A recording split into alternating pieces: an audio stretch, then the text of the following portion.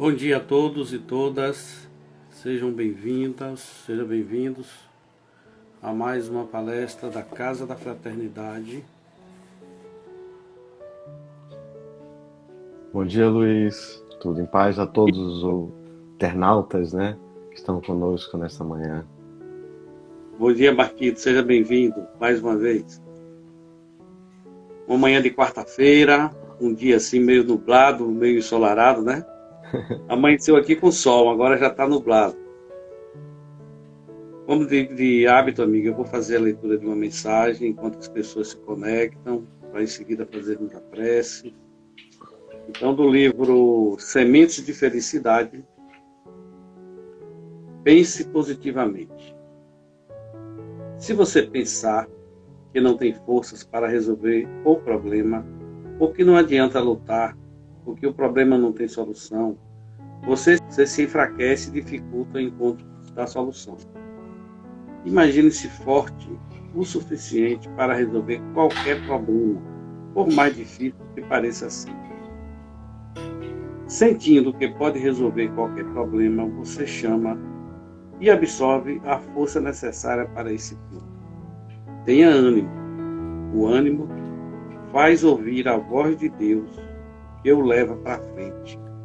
Vamos ouvir então a voz de Deus. Bem, amigos, vamos fazer a nossa prece para dar início à nossa atividade de hoje, elevando nossos sentimentos, os nossos pensamentos, rogando ao Mestre Jesus e toda a equipe de trabalhadores espirituais da Casa da Fraternidade, com o intuito de estarmos sendo amparados, recebermos as intuições devidas, para que dessa forma tudo transcorra na mais perfeita paz, na mais perfeita ordem, e tudo permaneça justo e perfeito. Com essas palavras, damos início à nossa atividade de hoje, confiantes em Deus, na sua bondade e sabedoria. Que assim seja. Então, Marquito, mais uma vez aqui conosco, na Casa da Fraternidade, essa casa que sempre lhe recebe com muito carinho, com muita gratidão, por você estar sempre pronto a estar conosco para conversar sempre sobre a família, né? Hoje, o nosso diálogo será sobre a educação dos filhos. Ô Marquito, como é que você prefere fazer hoje? Deixar os comentários ativos para ir trabalhando, ou eu posso desativar o comentário e depois de um tempo, lá para 9h30, a gente voltar, liberar os comentários? Pode deixar o comentário ativo, que eu estou aqui do lado olhando pelo computador, e aí eu consigo, de repente, acompanhando aqui. De vez em quando vou dar uma olhadinha para o lado, que é para E tentar acompanhar os comentários, as perguntas podem ser feitas durante. então, pessoal, podem mandar perguntas, não tem problema, que Marquito estará acompanhando desde já, né? Porque é um tema bem interessante, então as pessoas que quiserem já poderão mandar perguntas. Marquito, fique à vontade, você está na Casa da Fraternidade e é muito bem-vindo. Bom dia para todos, bom estar com vocês de novo, né? E a gente aproveita essa oportunidade para deflagrar a campanha em prol da evangelização infanto-juvenil envolvendo os núcleos familiares. A família hoje tem um papel importante nesse ciclo da evangelização infanto-juvenil. Antigamente nós pensávamos a família apenas com a infância, porque eram aqueles que levavam seus filhos para a evangelização, e esquecíamos as famílias dos jovens. Hoje essa cultura mudou, e hoje a gente já busca consolidar na casa espírita a família como um todo. Pais, filhos, responsáveis, evangelizadores, casa espírita. Então hoje nós temos uma abrangência maior nesse cuidar dessas almas que nos chegam através da doutrina espírita, segundo a doutrina espírita.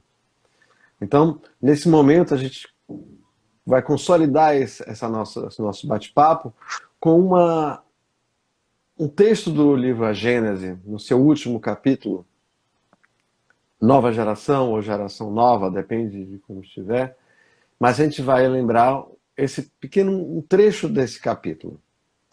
A nova geração marchará, pois, para a realização de todas as ideias humanitárias compatíveis com o grau de adiantamento a que houver chegado.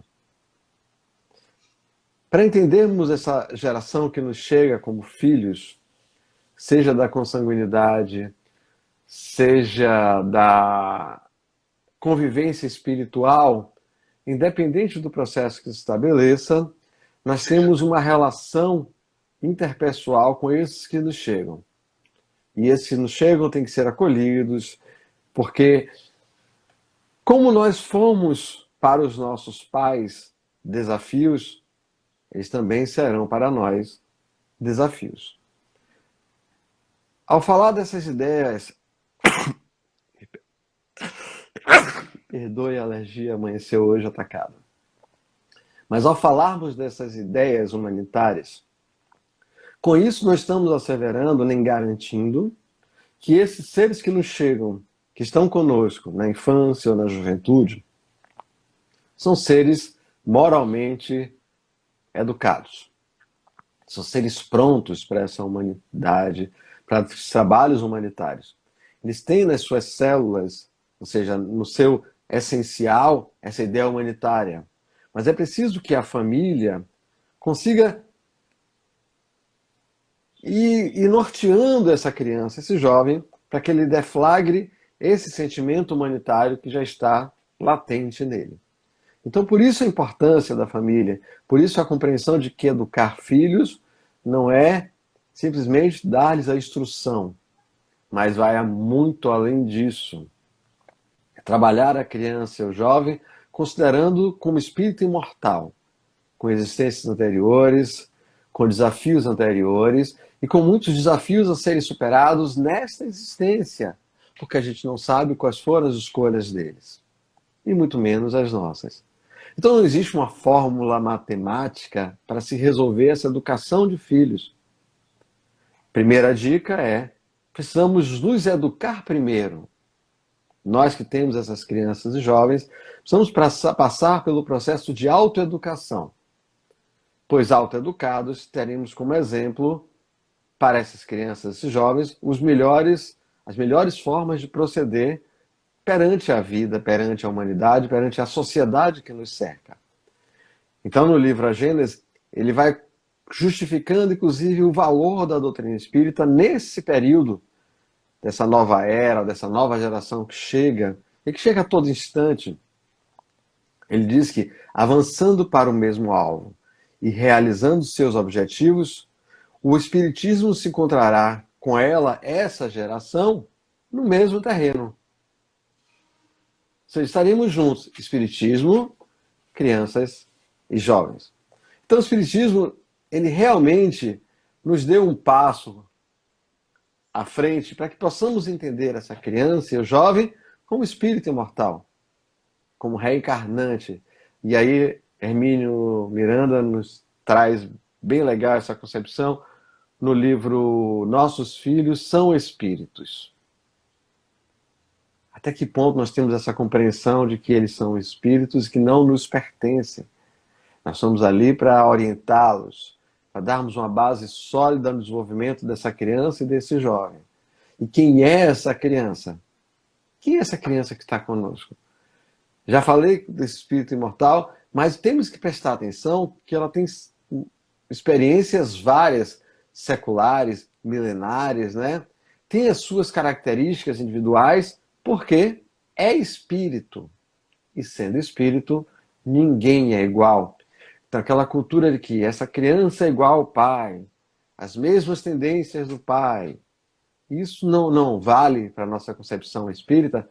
O que pode acontecer nesse processo é que os espíritos podem se unir em famílias por uma similaridade, por uma sintonia de pensamentos. E aí sim nós podemos dizer que aquele filho se parece com o pai, com a mãe, pela similaridade que os uniu nesta encarnação, neste núcleo familiar. Mas ainda é essa criança, ainda é uma personalidade nova que traz nessa nova existência, que precisa ser burilada, que seja oferecido para ela possibilidades como uma massa de modelar que ela possa ser moldável e que possa realmente, ao chegar na juventude, já mais estruturada. Então essa criança, apesar de ser um espírito imortal e trazer as suas tendências, será necessário que nós, adultos, que estejamos acompanhando-a, ofereçamos essas ferramentas para esse burilamento desse espírito que está conosco existencialmente. A outra questão é que ele retorna à Terra para essa nova etapa, esse novo desafio para a evolução, trazendo essa bagagem, e nós não podemos simplesmente considerar que essa nossa criança é um ser desprovido de conhecimento.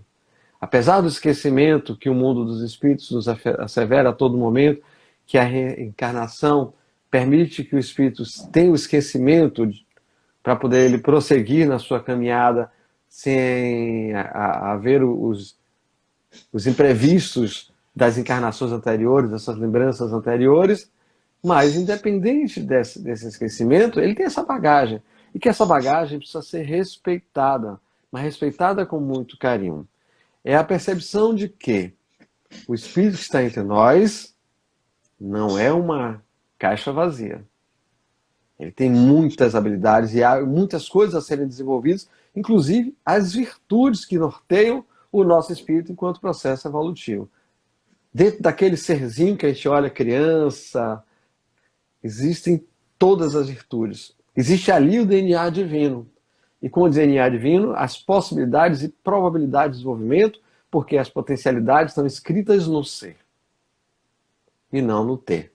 Então, aquela criança que a gente olha, a gente precisa ter o olhar muito apurado. É o que nós trabalhamos na evangelização com a escuta sensível, o olhar sensível e a fala sensível. Nós precisamos acolher esta criança que está conosco, acolhendo-a de coração naquele abraço apertado, mas acima de tudo reconhecendo como espírito e dando a ela os seus direitos e também cobrando os seus deveres. Ah, mas uma criança pequena tem deveres? Sim. Enquanto espírito reencarnante, ela tem uma missão neste planeta e começa desde o seu planejamento reencarnatório até o momento do nascimento, que se efetiva com a saída do ventre e a entrada nesse mundo exterior. Então ela tem sua missão também. Todos nós temos, inclusive a criança. Por isso que no processo de educação da criança é importante que a gente desde cedo ofereça tarefas para ela. Que a gente entenda que ela está fazendo parte dessa sociedade nova, dessa reentrada nessa encarnação, né? E que a gente precisa mostrar que ela está participante e que ela é responsável por esse processo reencarnatório também nesse núcleo familiar. Então, a gente, enquanto pais educando os nossos filhos, nós temos que delegar tarefas. A Georgina colocou aqui um comentário. Porque educamos os nossos filhos e no decorrer da vida eles tomam outros rumos. Acredito que seja isso. Porque é o seguinte, como estamos lidando com espíritos, e esse espírito, na sua existência, compõe uma lei chamada livre-arbítrio, nós oferecemos a eles todas as possibilidades. Mas eles não serão o que nós queremos. Eles serão o que puderem ser. O que as suas escolhas demandarem. Então a gente não pode garantir que o futuro dos nossos filhos, das nossas crianças, dos nossos jovens, seja o que queremos. Criar essas expectativas no outro é muito difícil. A gente pode criar expectativas dentro de si mesmo e fazer todo o possível para atender aquele espírito que nos chega. E se lá na frente, por algum motivo, ele não tomar os rumos e os caminhos que tanto desejamos, são as características do espírito. O livro Constelação Familiar, de Valdo Franco, através do espírito Joana de Ângeles, é uma boa referência de leitura para que possamos entender este processo. Se a nossa criança, ao chegar à idade madura, não seguir os rumos delineados na nossa criação, pela nossa convivência familiar, é a escolha. E é por isso que a gente pode determinar, conforme a pergunta 385 do Livro dos Espíritos, né? Quem é esse espírito jovem? Aí o livro dos Espíritos, os Espíritos nos respondem. O Espírito retoma a natureza que lhe é própria e se mostra qual era. Apesar de todas as nossas intervenções na infância, mas na juventude o Espírito mostra o que é, para quem veio, apresenta suas tendências de encarnações anteriores, e é por isso que é difícil a gente criar a expectativa nesse Espírito que está conosco, de que ele vai ser aquilo que a gente programou para ele. Muitas vezes a gente programa que o nosso filho vai ser médico, vai ser engenheiro, vai ser publicitário, o que é que seja a gente programa, a gente espera que ele seja algo que a gente contempla como melhor opção. E lá na frente ele toma outras escolhas que não foram as nossas, mas são escolhas tão boas quanto a que projetamos para eles. Então, nesse processo, se eles não escolherem o caminho dado por nós, é a lei do livre-arbítrio atuando. E eles serão responsáveis por tudo em que agirem a partir dessas escolhas. E nós não seremos culpados. Aliás, esse sentimento de culpa não existe na doutrina espírita, né? Mas nós não seremos responsáveis se fizermos tudo o que podemos, se oferecemos todas as ferramentas para que esse ser tenha a sua caminhada evolutiva buscando o bem, e ele, por algum motivo, em alguma fase dessa vida, optou em não seguir este caminho, a gente vai sentir muito, a gente vai sofrer muito, não tenha dúvida, porque a gente tem um afeto, a gente tem um carinho muito grande por aquele ser que está conosco. Isso não nos exime da dor, né? Não nos exime de ficar preocupado, que aí também é uma tarefa dessa nossa existência, né? E a gente vai entendendo a importância. E tem uma coisa que é interessante. Emmanuel nos afirma que para os nossos filhos a gente semeia todo o bem possível, mas quem rega e quem colhe é Deus. A gente pode dar toda a ostentação possível em torno disso, mas a colheita vai ser de Deus. Não vai ser nossa. Então a gente não pode garantir que aquele ser que está conosco, apesar de termos oferecido todas as possibilidades, que ele venha atingir os objetivos pensados por nós. Não é uma garantia, mas devemos oferecer todo o possível para que, se chegarmos lá na frente, a gente possa ter a clareza e a consciência tranquila de dizer assim: fiz tudo o que pude. A partir de agora, a escolha é do Espírito. Não eximo a preocupação nem a dor, mas a escolha é do Espírito. Também, se o sucesso daquele Espírito se configurar, foi uma escolha dele também. Nós fomos ferramentas, mas o mérito será do Espírito, que acolheu as nossas orientações e que decidiu seguir adiante no seu processo evolutivo. Então fique tranquila, Georgina, se por algum motivo eles não forem o que a gente quer. Eles serão o que poderão ser e o que escolheram ser, acima de tudo.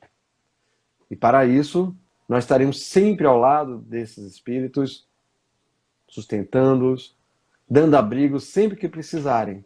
A educação dos nossos filhos, das nossas crianças jovens, não se exime no momento do rompimento do cordão umbilical. Ele vai permanecer durante toda a vida, porque somos almas que estão juntas para um aprimoramento moral, para um processo educativo. Então, estaremos juntos sempre na existência. Não nos afastaremos uns dos outros. Seremos sempre responsáveis uns pelos outros nesse processo existencial. Eu vou voltar agora ao Livro dos Espíritos. Aliás, o livro, na parte terceira, né, nas leis morais, na questão 917, que trata da perfeição moral. E aí, como conseguiremos essa perfeição moral? E aí os Espíritos nos afirmam que é pela educação, não por essa educação que tende a fazer homens instruídos, mas pela que tende a fazer homens de bem. E a gente vai falar um pouquinho sobre a lei do progresso, onde nós precisamos equilibrar o progresso intelectual e o progresso moral. É como se fôssemos uma ave em voo. Se uma das asas quebra, o voo não fica perfeito. Então é necessário que as nossas asas estejam equilibradas no progresso intelectual e no progresso moral. Então, nesse momento, são essas leis morais, é essa educação moral que vai encaminhar as nossas crianças e jovens ao melhor caminho. Porque, tomando consciência, esses espíritos que estão conosco, das leis de Deus que estão escritas em nossa consciência, com toda certeza, a cada passo que eles derem, será em busca do homem de bem, que é a nossa proposta pedagógica dentro da doutrina espírita. Não é formar espíritas, é formar homens de bem. Oportunizar que na existência eles consigam cumprir toda a tarefa possível. E aí eu vi que Jéssica estava aí, não sei se ela ainda está, me lembrou num congresso da Juventude Espírita, que ela falou do sonho dela em ter uma reencarnação,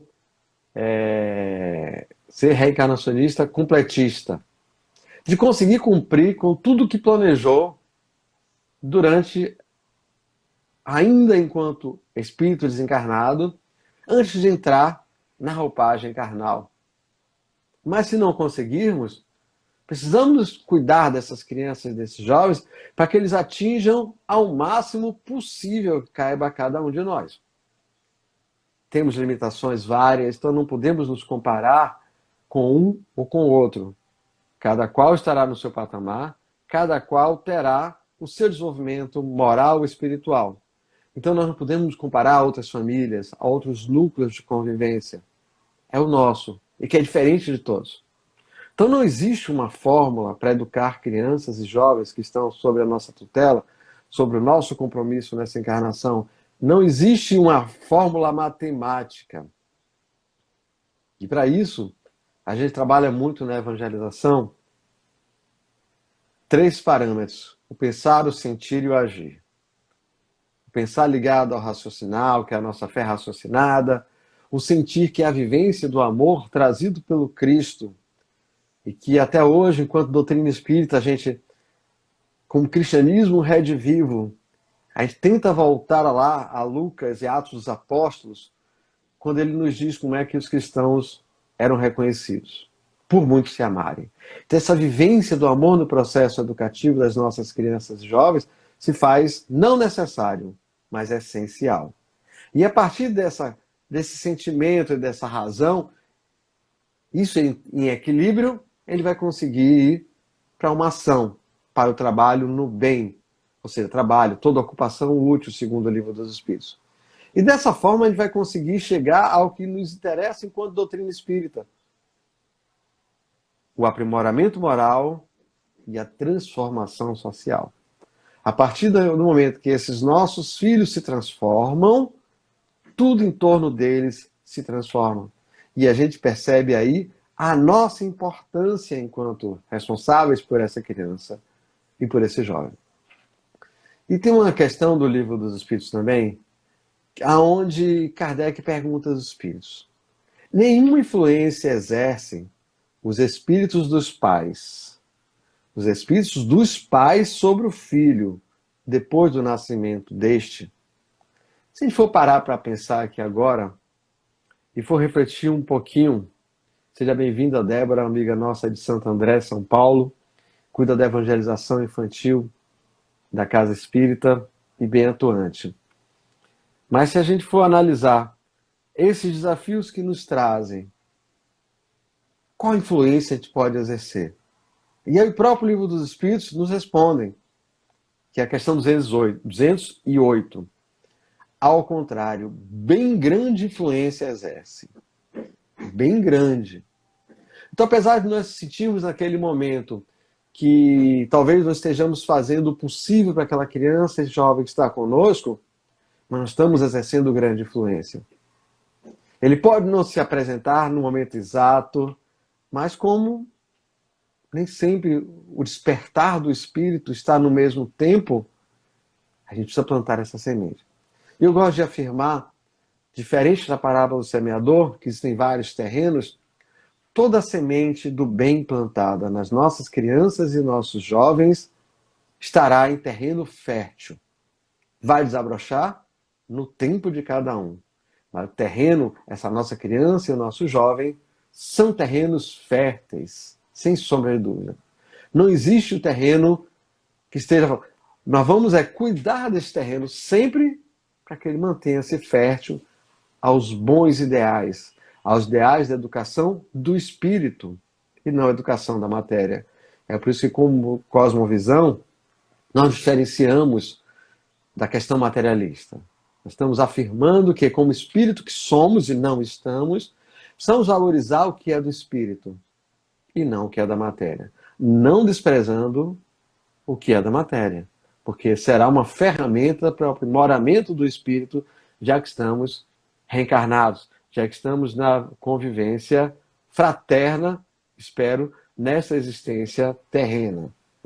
E aí ele completa dizendo o seguinte: conforme já dissemos, os espíritos têm que contribuir para o progresso uns dos outros. É isso que a família faz. Ao educarmos-nos todos. Na evangelização, a gente diz o seguinte, que o evangelizador, ao trabalhar com as crianças e jovens, antes de qualquer coisa, ele se educa, ele se evangeliza. Na família, a mesma coisa. Ao buscarmos a educação das nossas crianças, dos nossos jovens, primeiramente estamos nos educando. Para alguém falar sobre algo, é necessário que estude e vivencie. Então nós estamos nesse papel, estudando essa cultura da convivência familiar com crianças e jovens e tentando colocar em prática muito do que vamos aprendendo. Então precisamos vivenciar esse processo. E aí o Espírito continua dizendo, pois bem, os espíritos dos pais têm por missão desenvolver os seus filhos pela educação. Constitui-lhes isso uma tarefa. Percebam a importância, é a nossa tarefa enquanto responsáveis por essa criança e esse jovem. Nós temos o compromisso, assumimos esse compromisso enquanto planejamento reencarnatório e vamos dar-lhe cumprimento. No possível, no que for atingível por nós de acordo com o nosso nível evolutivo. E volto a lembrar, não podemos nos comparar com nenhum grupo familiar. Somos células diferentes, somos núcleos diferentes, somos espíritos diferentes convivendo numa denominação que chama-se família. Grupo familiar. Nós somos espíritos. Então essa regrinha não vale para mim nem para o outro. O que está bom para mim, eu posso narrar a minha experiência, a minha vivência toda aqui, já que sou pai, já que tenho a minha família constituída, mas não significa que seja igual para o outro. Eu posso expor as minhas experiências e vivências, e outros vão adaptar essas minhas experiências e vivências para o conhecimento que eles têm do seu núcleo familiar, do seu convívio entre espíritos que ali estão para essa jornada em processo educativo. Então, as minhas experiências servirão como exemplo, mas normalmente não serão aplicadas neste grupo familiar outro. E é uma pergunta, outra pergunta do Livro dos Espíritos também, é 582, que é, pode-se considerar como missão a paternidade? E aí, o que é que nós achamos disso? É uma missão? É um sofrimento? É um resgate de dívidas? Porque muitas vezes a gente tem a compreensão de que a reencarnação é resgate de dívidas. Não, é processo educativo.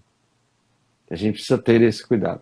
Karine pergunta aí, como devem agir os pais quando seus filhos não querem frequentar a evangelização? Karine, eu vou falar um pouco da minha experiência e do que eu considero útil. Eu, enquanto pai, enquanto filhos, criança, não teve muito acordo, não.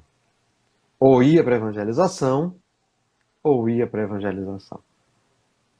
Essa é a escolha nossa, enquanto responsáveis por aquela criança. Então a gente precisa realmente oferecer essa ferramenta. Quando um filho nosso, isso é repetido, já virou dito popular, digamos, né? Você quer o seu filho para melhor educação, para melhor formação intelectual. E por que não para melhor formação moral? Então, na minha concepção, do mesmo jeito que uma criança acorda e diz, não quero ir para a escola hoje. E a gente diz a ela, não, você precisa, porque o seu futuro depende do processo educativo.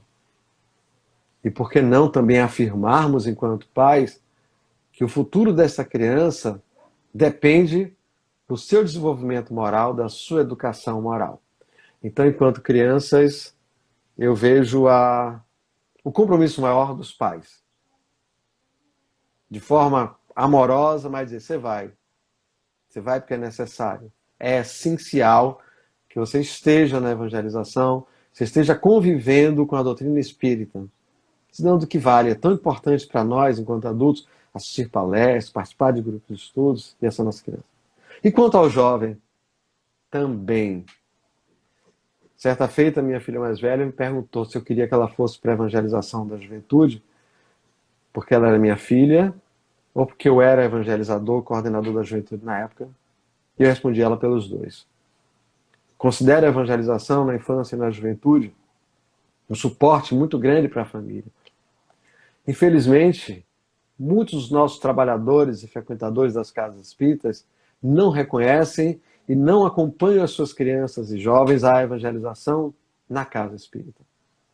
Isso é um sentimento de preocupação. Por quê?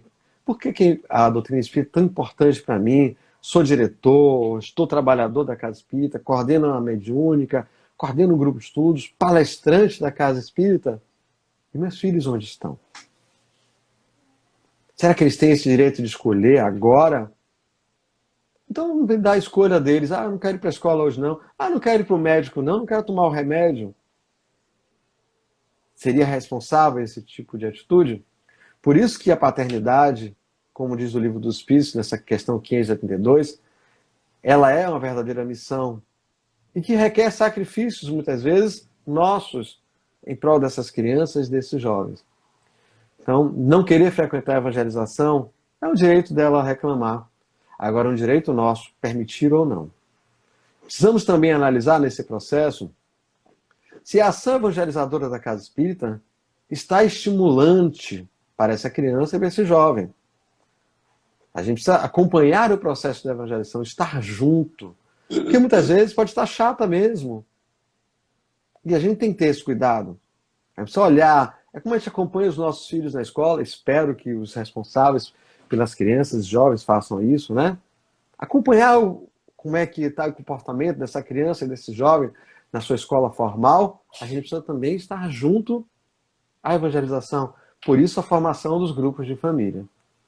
É neste momento que a gente integra a evangelização e a gente deixa de cobrar do evangelizador e da casa espírita o homem de bem, que tem que ser os nossos filhos, crianças e jovens, e a gente torna-se corresponsável por esse processo. Então, o sucesso da evangelização, desse aprimoramento moral da criança e do jovem, depende dos aspectos criança, jovem, evangelizador, casa espírita, família. Quando a gente consegue integrar todos esses aspectos, todos esses núcleos, aí sim a gente obtém sucesso na evangelização e na educação moral das nossas crianças, dos nossos jovens. Então, os aspectos. Primeiro, o meu compromisso em levá-los à evangelização, estar com eles na evangelização. Segundo, acompanhar a casa espírita que oferece a evangelização e ver se está realmente oferecendo algo interessante, se não, como eu posso colaborar nesse processo? Tem que analisar os dois lados da moeda. Tem uma outra questão aqui, deixa eu ver, que eu vi aqui agora. Como lidar com certa situação dos filhos que não quer nada na vida? Primeiro que essa pergunta, os nossos filhos querem algo na vida. Muitas vezes, pela quantidade de coisas que são oferecidas, principalmente na juventude, eles se perdem. Porque é muita oferta. E algumas ofertas, que são as portas largas, como cita o Evangelho, são mais fáceis. Então, muitas vezes, eles ficam no comodismo, ou então, muitas vezes, nós, enquanto responsáveis, estamos ofertando tudo a eles. Desde criança, nós temos o costume de dar. E cadê a nossa postura de cobrar, de que eles conquistem? Eu lembro de quando eu comprei a minha primeira bicicleta, quando eu comprei, vírgula, né? Nossa família não tinha condições de ter essa bicicleta. Eu sei que eu e minha irmã nós resolvemos em economizar dinheiro durante mais de um ano. E um belo dia minha mãe nos chamou para ir comprar essa bicicleta. Óbvio que ela deve ter complementado, sem sombra de dúvida, mas aquele sentimento de conquista nunca foi esquecido. Então, para os nossos filhos, a gente precisa oferecer essa possibilidade dele conquistar as coisas, desafiá-los desde criança.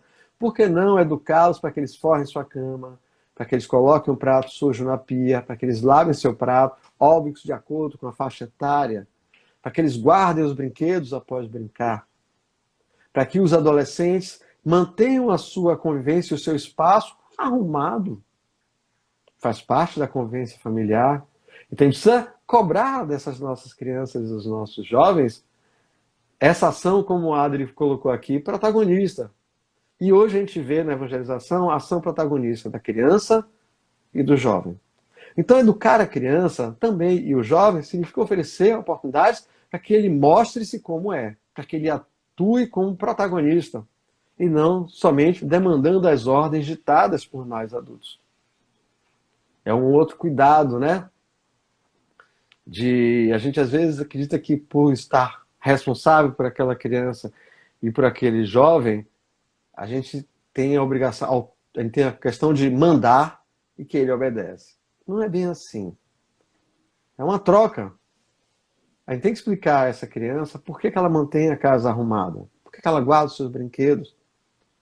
Porque no momento que ela precisar brincar de novo, estão lá arrumadinhos, não se perderão, não vão quebrar, estarão organizados. Para o nosso jovem, ao cobrar as tarefas dele escolares, mas também saber dele como foi a semana. E se por acaso teve uma baixa de rendimento na escola, o castigo não vai resolver. É que possamos buscar o entendimento junto com a escola, o que ocasionou esse baixo rendimento. E aí perguntar a ele se é de ajuda, se é de colaboração. É esse papel de educação que a gente vai a todo tempo monitorando, dando oportunidade, né? E aí Luiz pergunta aqui, o que você pode dizer sobre novas formas ou práticas para manter o jovem na evangelização? Na realidade, não são novas práticas, é a atualização das práticas. E hoje a gente oferece o mundo digital aos nossos jovens. A gente oferece a arte aos nossos jovens, que são coisas que o fazem estar. Agora não adianta a gente oferecer as ferramentas digitais ou a arte porque é legal. Não, tem que ter um cunho pedagógico. Tem que estar por baixo disso a questão pedagógica, doutrinária, o objetivo a que queremos alcançar, que é a educação moral. Isso é muito atrativo.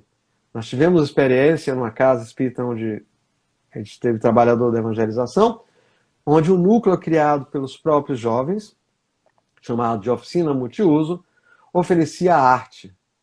Mas não era a arte pela arte. Ela tinha uma sequência pedagógica à atividade. Faziam parte desse grupo as pessoas, os jovens que estavam na evangelização. Eles eram geridos pelos próprios jovens, eles tinham autonomia com acompanhamento, com o apoio dos evangelizadores, mas eles eram autônomos no planejamento, na coordenação das atividades, e deu muito certo.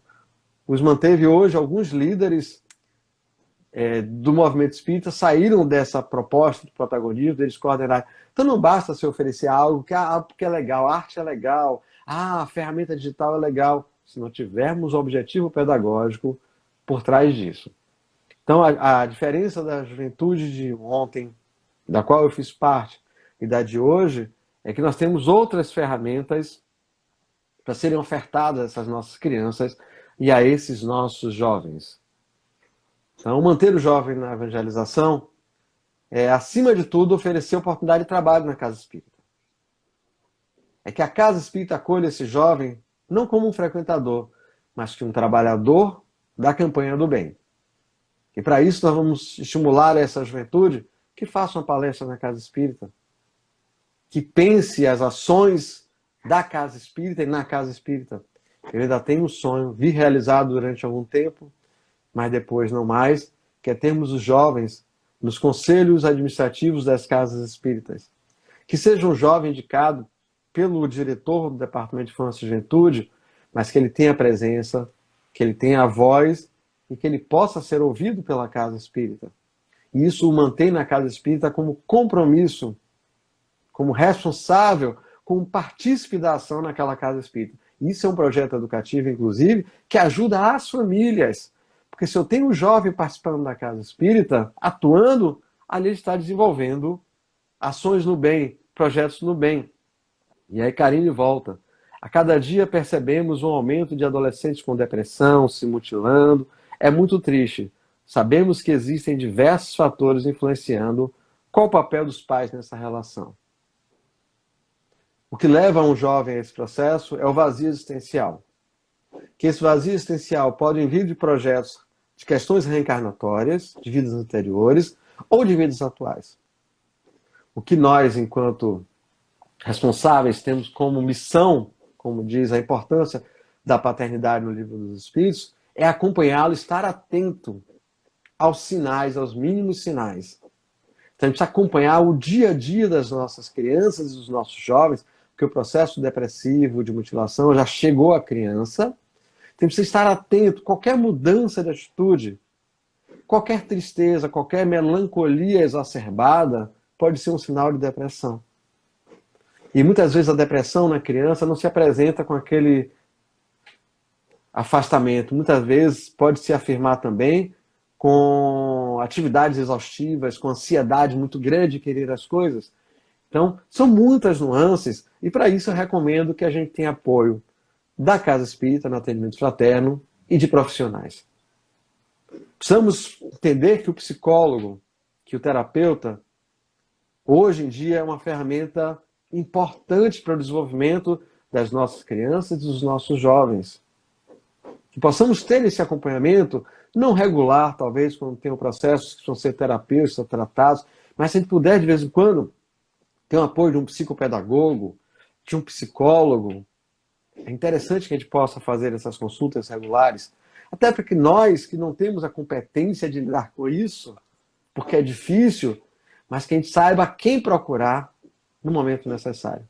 Então, ao lidar essa coisa da criança, primeiro precisamos criar projetos existenciais para as nossas crianças e para os nossos jovens. Metas, obrigações, compromissos, ações no bem. Eu lembro que Divaldo Franco uma vez disse que para curarmos a depressão, precisamos trabalhar voluntariamente. Trabalhar no bem. Trabalhar em prol do outro. Perceber que nós não estamos sozinhos no mundo e existem muitos sofrimentos tão grandes quanto o nosso. Agora, uma ressalva. Ao termos um jovem no processo de depressão, nunca minimizem a sua dor. Compreendam, acolham, porque só quem sabe é quem está sentindo.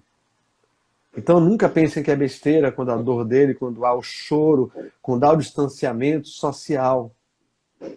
Não digam que é besteira, não digam, você não está querendo reagir. Não, não mesmo. Porque é uma dor que a gente não explica, porque a gente não vivencia. Eu achei interessante, uma vez conversando com Iris Sinotti, ela me disse que tinha escolhido trabalhar muito com os pacientes depressivos porque ela tinha passado por uma depressão. E ela sabia o que era. Então, por conhecimento de causa, ela tinha melhor possibilidade de atender aqueles que estavam nesse processo de depressão. Então, precisamos cuidar dessa criança, desse jovem que apresenta o processo de depressão. Precisamos entender que não é de graça. Tem as questões espirituais, a gente sabe que sim, tem as questões espirituais que também podem influenciar. Por isso que eu falei que precisamos também procurar a casa espírita, a busca desse atendimento fraterno para nos auxiliar nesse processo, até nos fortalecendo enquanto espírito, mantendo a nossa alma equilibrada para aprender a lidar com esse outro que está em dificuldade, né? Deixa eu dar uma olhadinha. A metodologia pedagógica não é de suma importância para atrair as crianças desde cedo a frequentar as casas espíritas, sem sombra de dúvida. Até porque o que não é estimulante para mim, provavelmente não vai ser estimulante para o outro.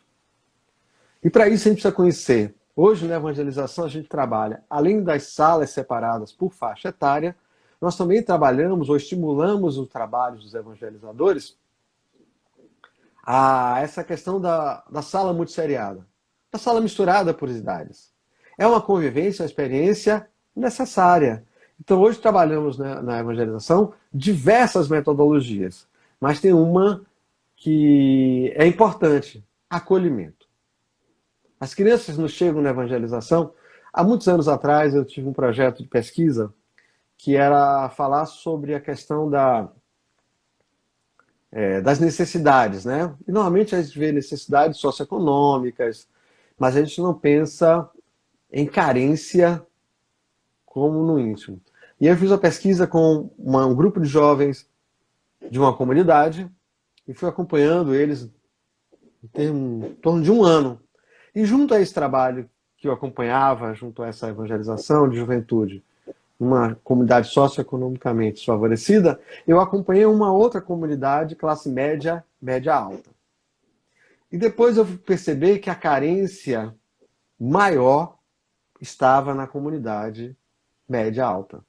Porque enquanto aqueles jovens tinham a carência da questão econômica, financeira, alimentar, que isso podia ser resolvido através do bem material, aqueles jovens da classe média alta tinham carências que não poderiam ser resolvidas de forma material. Era o que a gente chamava de pais ausentes. Eram aqueles órfãos de filhos, órfãos de pais vivos.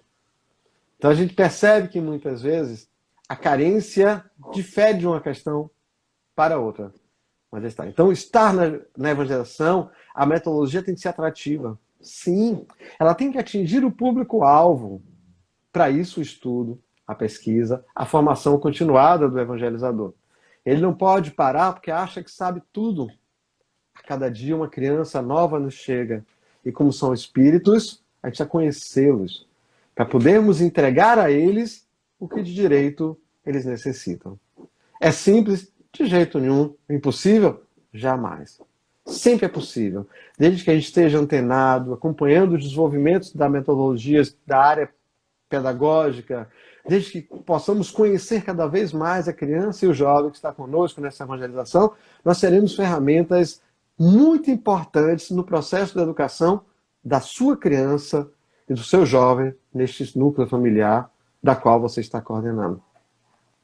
Então, a tarefa hoje de entregar os nossos filhos à casa espírita não é uma entrega.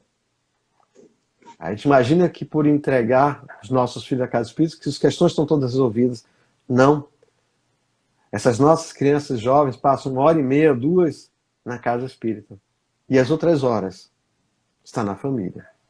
Então a missão dos pais é tratar os seus filhos como espíritos que são, numa existência. E a educação vai diferenciar de responsável para criança ou jovem. Nós que temos vários filhos sabemos que a mesma educação não pode ser dada a 2 filhos. Mesmo que sejam gêmeos, mas são espíritos. Individualidade. Então, para isso, a gente precisa conhecer o núcleo familiar em que convive, os que fazem parte desse núcleo e, acima de tudo, nos conhecermos, para sabermos até onde podemos ir nesse projeto de educar crianças e jovens. E, principalmente, educar crianças e jovens tendo como evangelho, tendo como a doutrina dos espíritos, como base segura e forte para essa criação que devemos ofertar às nossas crianças e nossos jovens nos núcleos familiares. Eu acho que tem alguma outra pergunta aqui, não sei, deixa eu dar uma olhadinha aqui.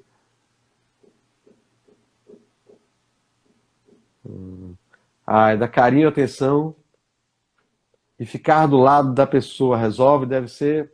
É que, Roberta, com relação à depressão, Roberta, eu entendo sua pergunta e sempre, toda vez que o espírito está em dor, se nós pudermos ficar ao lado dele, é essencial. Toda vez que alguém chora, é preciso um ombro amigo para acolher aquele choro. Sem julgamentos, sem juízo de valor. Então, que possamos sempre estar juntos, aqueles que sofrem, aqueles que estão em necessidade. A gente possa, talvez naquele momento, não oferecer a cura, mas o abraço fraterno, o acolhimento, o amor que brota dentro dos nossos corações para expandir-se a humanidade, que possa ser atuante sempre como nos disse Jesus, né? E como Paulo de Tarso afirma na epístola dele aos Coríntios, se não tiver amor, nada serei. Ok, amigo, muito bom. As perguntas já foram respondidas, né? Durante, muito bom dessa forma.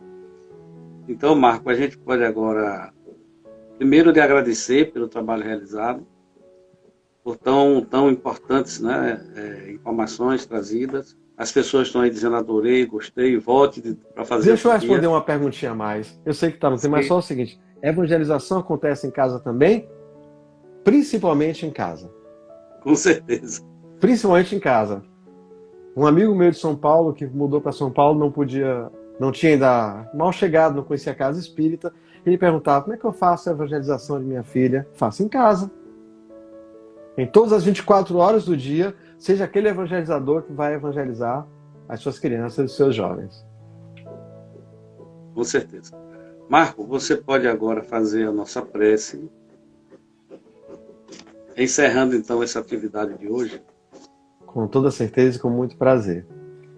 Que este momento de oração, de conexão com o divino, onde nos conectamos ao que somos, espíritos, todos filhos do mesmo Pai, que em aprendizado na crosta da terra, neste corpo material, possamos ter como referência a bondade, a justiça divina. E que a educação que começa em mim, que funciona de dentro para fora, possa estimular a outros através do exemplo do Cristo, que consolidou o amor sempre como ferramenta para o aprimoramento do ser. Que envolvamos a todos aquelas crianças, jovens e famílias que neste momento necessitam de orações, de energias benfazejas para a superação dos seus desafios. Que possamos nós sermos os co-criadores da harmonia familiar, da sociedade do nosso querido Brasil, da sociedade do nosso querido planeta Terra. Que abramos os nossos corações e emanemos as melhores energias em prol do nosso planeta e do nosso universo. Que assim seja, Pai, e com muita gratidão no coração. Obrigado, Marco. Olha, vamos agora só dar uma informação aqui para as pessoas, lembrar que no próximo sábado, 16 horas, estaremos de volta, né, com outra atividade. E um pedido que eu tenho feito, pessoal, acessem as redes sociais, verifiquem os canais espíritas, né, se inscrevam, contribuam, podem inclusive fazer perguntas, né, através desses canais. E eu estava conversando hoje com o Marquito e tenho já feito algumas pesquisas. Em breve a gente vai mudar a nossa forma de fazer as palestras. Vamos passar a fazer pelo YouTube, que assim mais pessoas poderão acessar, porque tem muita gente hoje da casa que não acessa porque eles não têm o Instagram instalado no celular. E tem muitos que não querem. E aí nós estamos já avaliando, estudando, aprendendo, né, Marco? Todo dia a gente aprende dessas plataformas novas. Sempre. E estaremos mudando a forma de fazer essas transmissões para atingir mais pessoas. Agora nos resta agradecer a todos vocês que ficaram online, agradecer a você mais uma vez, Marcos, e você agora já pode se despedir das pessoas para a gente encerrar. Eu queria agradecer as contribuições, foram muito importantes e continuem assim. Até breve. Até breve. Encerramos então.